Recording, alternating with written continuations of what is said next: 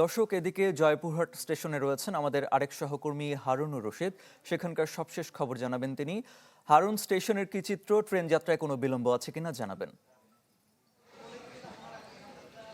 আরিফিন, গত কালকে যে নীলসাগর যে এক্সপ্রেস ট্রেন বগুড়া সান্তাহারে লাইনচ্যুত হওয়ার পর থেকে কিন্তু যাত্রীদের দুর্ভোগ চরমে ওঠে।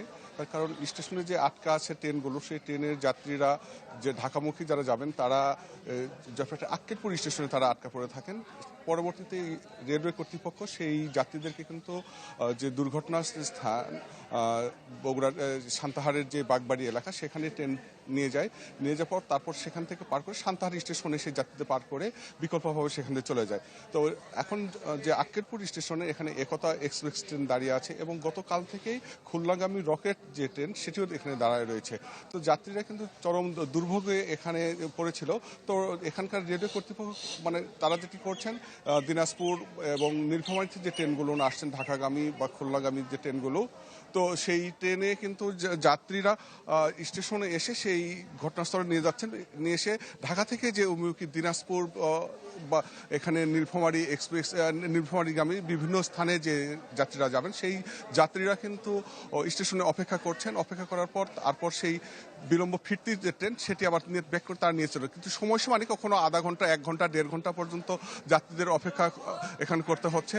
তবে সবচেয়ে যে সমস্যা হয়েছে যাত্রীদের, এখানে যারা রোজার সময় এখানে পানির সমস্যা হয়েছে, পানির সমস্যা আছে। তাছাড়াও যাত্রীরা যেটা বলছেন যে তারা যেতে পারছেন কিন্তু অনেক সময় লাগছেন। তো এখন যে কখন পর্যন্ত এটা স্বাভাবিক হবে সেটা কিন্তু রেলওয়ে কর্তৃপক্ষ এখনো বলতে পারছেন না। তো এই ছিল স্টেশন থেকে সর্বশেষ খবর। আরফিন। হারুন, আপনাকে ধন্যবাদ। আমি কি কিছু ধরেছি নাকি? আপুটা আপনাকে চেক আউট করছে। জাস্ট কুল থাকুন। বগুড়ার সান্তাহারের ট্রেন দুর্ঘটনার সবশেষ খবর জানাতে সরাসরি যোগ দিচ্ছেন সহকর্মী হারুন ও রশিদ চৌধুরী।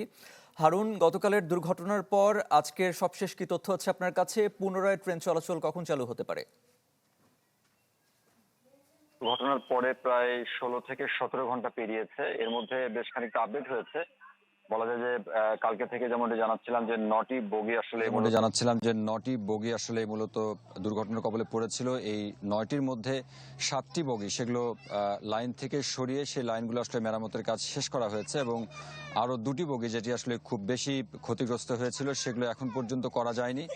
এবং এই মুহূর্তে যে উদ্ধারকারী যে 2টি ট্রেন এসেছিল, সেই উদ্ধারকারী ট্রেন দুটি দুপাশ থেকে তারা আসলে কাজ করছে এবং প্রচুর সংখ্যক মানুষজন এসেছেন এখানে। আসলে মূলত আমরা যেমন দেখছি যে এখানে রেলের যিনি চিফ ইঞ্জিনিয়ার থেকে শুরু করে সকল পর্যায়ে যারা কর্মী আছেন তারাও কিন্তু এখানে এসেছেন মূলত এই লাইনটাকে সচল করবার জন্য। এবং তারা যেটি বলেছেন যে আজকে আর হয়তো ঘন্টা দুয়েকের মধ্যে তারা এই লাইনটা সচল করতে পারবেন, এমনটাই কিন্তু বলা হচ্ছে তাদের পক্ষ থেকে। যদিও বা হচ্ছে যে আমরা আরেকটি বিষয় যদি বলে রাখি, সেটি হচ্ছে যে যারা সান্তাহার এবং জয়পুরহাটের দিকে যাবেন, সান্তাহার থেকে অর্থাৎ মাঝের যে জায়গাটি দুর্ঘটনার কবলে পড়েছে, এই দুই পাশে 2 ট্রেন আসছে এবং 2 ট্রেন কিন্তু এই দুর্ঘটনা কবলিত যে জায়গাটি সেটি হেঁটে পার হয়ে তারা কিন্তু আবারও নতুন করে ট্রেন ধরছে এবং তারা নিজ নিজ গন্তব্যে কিন্তু পৌঁছে দেওয়া হচ্ছে। অর্থাৎ কর্তৃপক্ষ জানিয়েছে যে এই যাত্রীগুলো যারা এসেছে, বিশেষ করে ঈদ যাত্রায় যারা ঘরমুখ মানুষ, তাদের যে কষ্ট সেটি লাঘব করবার জন্য বিশেষায়িত কিছু ট্রেনের ব্যবস্থা করা হয়েছে এবং সেই ট্রেনগুলো কিন্তু দুই পাশে আসলে নামিয়ে দিচ্ছে এবং এক পাশ থেকে কিন্তু তারা রিসিভ করে নিয়ে যাচ্ছে, এমনটা আমরা দেখতে পাচ্ছি। পাশাপাশি যারা আহত হয়েছিলেন, নওগাঁ সদর হাসপাতালে আমরা খবর নিয়েছি, যারা আহত হয়েছিলেন এখন থেকে 10 থেকে 12 জন যারা গুরুতর আহত আছে, যাদের হাত পা ভেঙে গেছে, তারা কিন্তু এখন পর্যন্ত সদর হাসপাতালে আছেন। অর্থাৎ কালকে যেমনটি জানাচ্ছিলাম যে 47 থেকে 50 জনের মতো মানুষজন আহত হয়েছেন, তাদের মধ্যে অধিকাংশই চিকিৎসা নিয়ে বাড়ি ফিরে গেছেন। 15 থেকে 16 জন আছেন যারা আসলে গুরুতর আহত আছেন, তারা কিন্তু হাসপাতালে চিকিৎসা নিচ্ছেন।